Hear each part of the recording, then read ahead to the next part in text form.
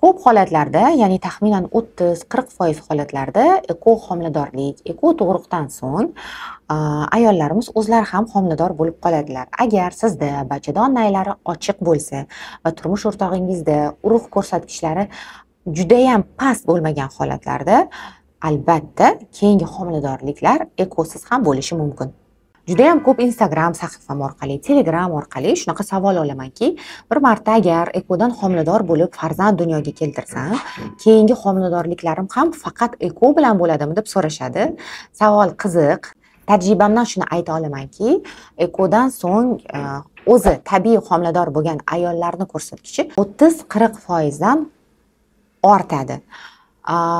Agar sizda bachadon naylaringiz ochiq bo'lsa, turmush o'rtog'ingizni urug' ko'rsatkichlari nihoyatda past bo'lmasa, ya'ni tabiiy homiladorlikka yetarli miqdorda urug' bo'lsa va uni sifati buzilmagan bo'lsa, albattaki ekodan so'ng o'zingiz tabiiy homilador bo'lishingiz mumkin bo'ladi.